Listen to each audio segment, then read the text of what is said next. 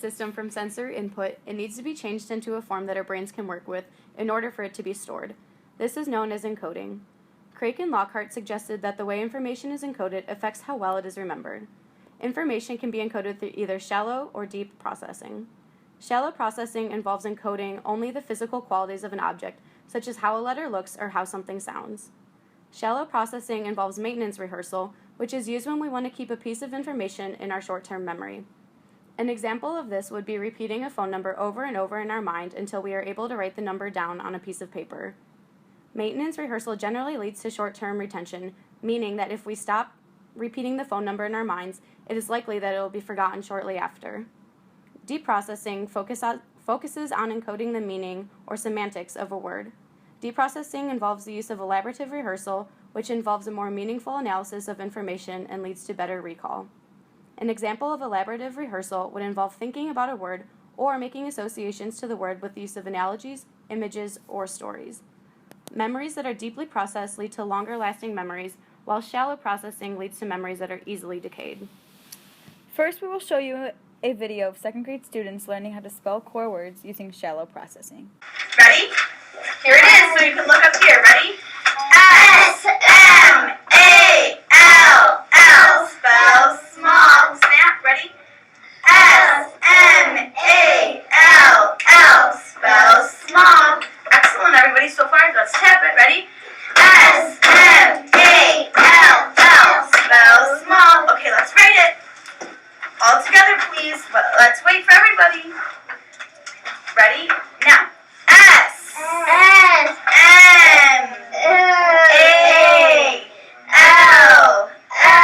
spell small. Excellent. Everybody's looks good. Okay, our next word is going to be live. Living in the sea. Live. L-I-V-E. Excellent. All right. Live. Live. This is live. We're going to clap live. Pens and pencils and markers down. I already watched you all write it at least once. All right, ready? Live. L-I-V-E. Spells live. Live. Let's snap. Ready? L-I-V-E. Spells live. Let's tap. L-I-V-E. Spells live. Live. It does spell live also, but in this case it's live. So let's write it all together. Ready? L-I-V-E. Spells live. Live. Somebody's in the line. Live. Next word. It can be circle. Sure, we can do circle. C-I-R-C-L-E.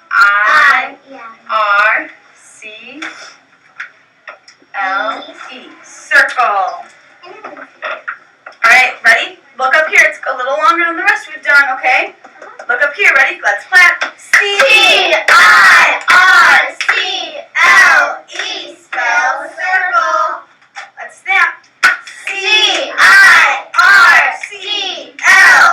Spell circle. Excellent. Let's tap. C-I-R-C-L-E.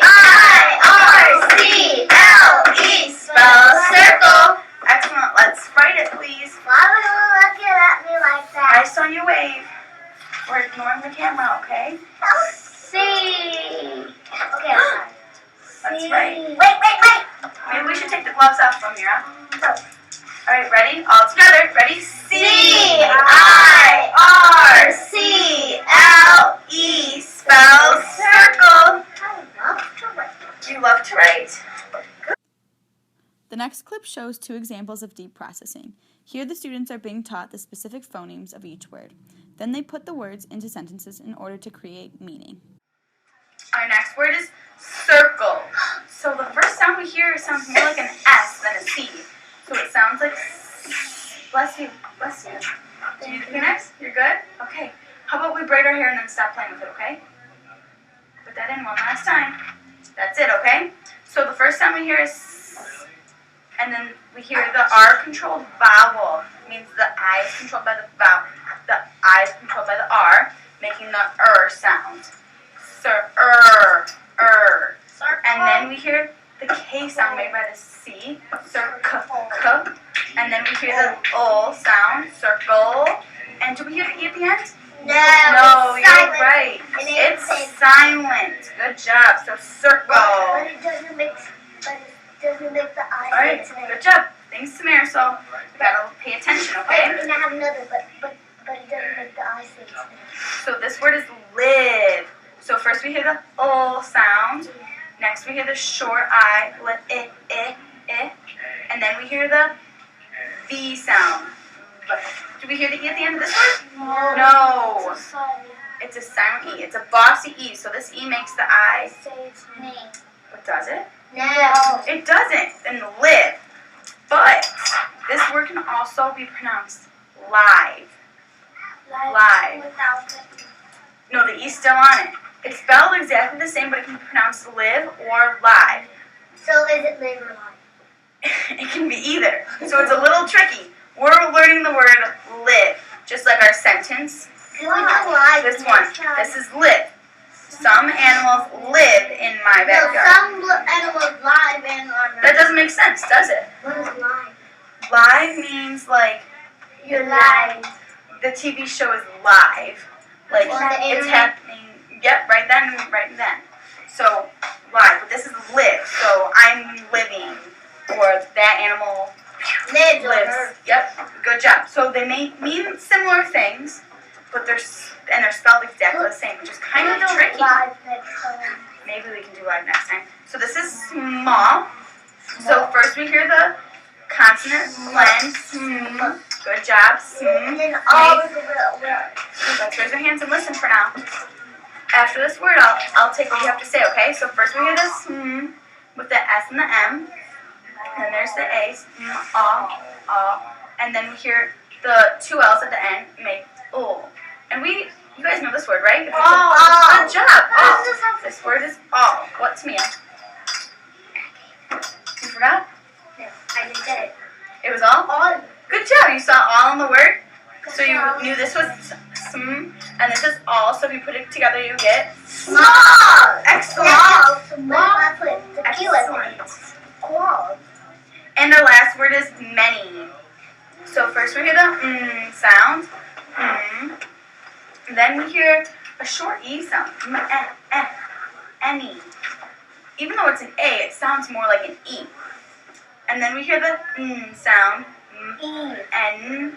And then the last sound makes a long E sound. The Y makes an E sound. Many. Excellent. Okay? Small animals live. Okay, all together. Many small animals live in trees. Tamia, one core word. Many. Small.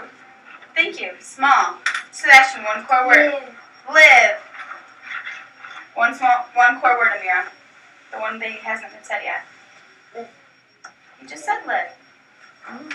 Many. Many. Thanks, Marisol. Many, small, and live. Oh, that one just no more for me. Eyes up here. I'm going to put this in the bucket. I'm going to put this one in the bucket. Small birds fly in. Maybe I have to read on the All right, all together. Ready?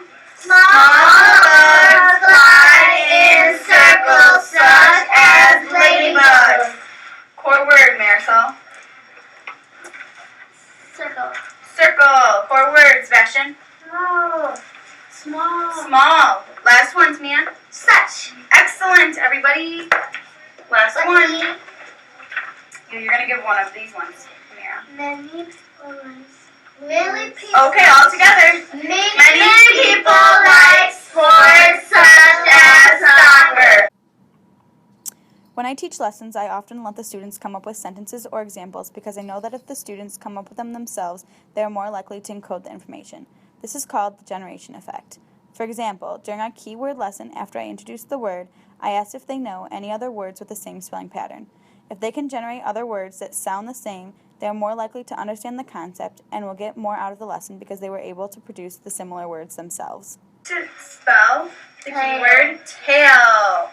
Tail. What's a keyword? Who knows what a keyword is? This one's a little harder, I think. Did you know, Amira? Well, without one. Oh, you're not going to tell us? I don't think. Why not? You want to say it to me? Go ahead. It's keyword. Okay. It's words that have the same spelling pattern that we can use to read and spell other words with the same pattern. Excellent. Does anyone have anything else to add to that? Oh.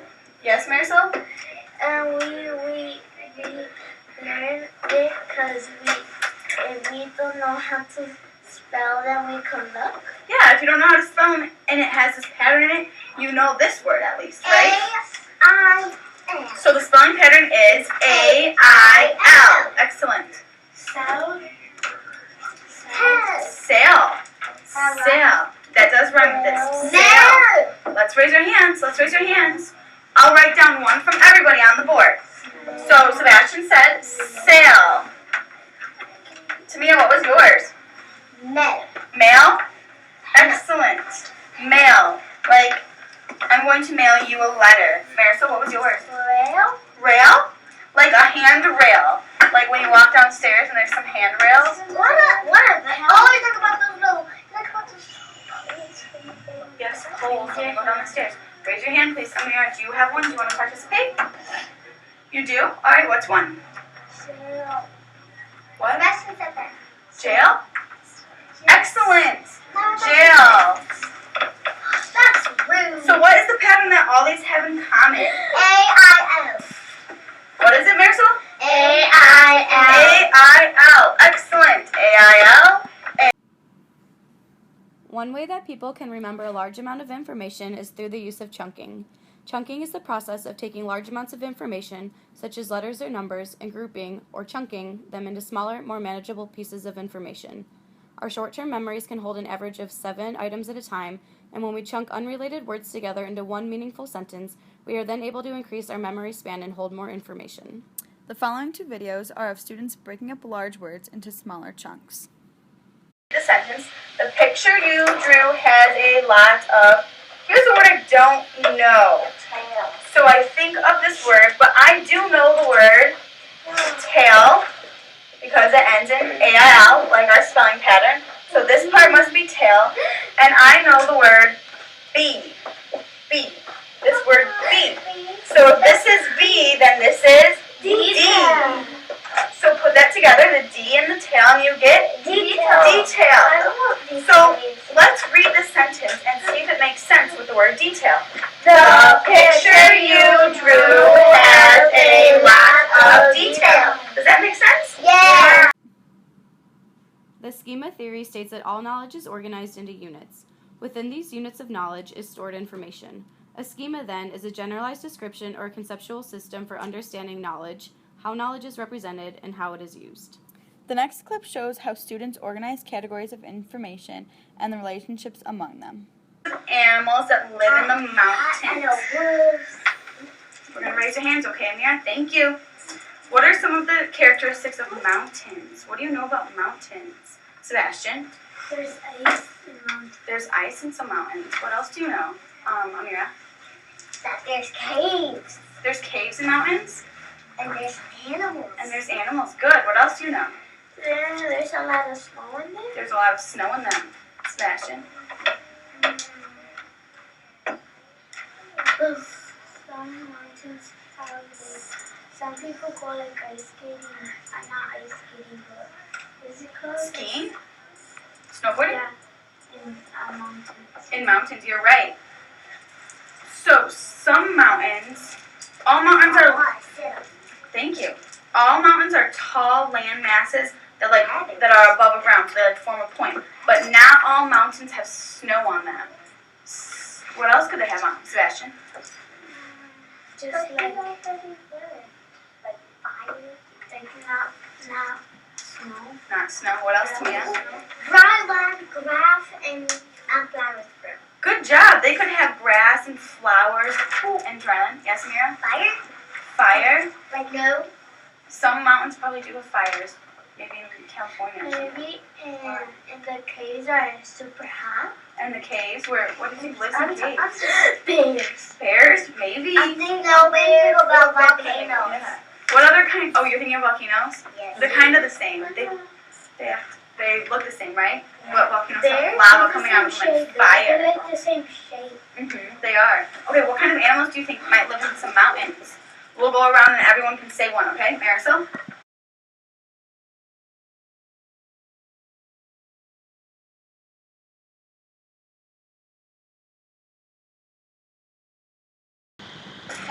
Remember, we're going to raise our hands. Thank you. I'll call on you later. We're going to read some sentences first, okay? So just like last week, we're going to read this in our head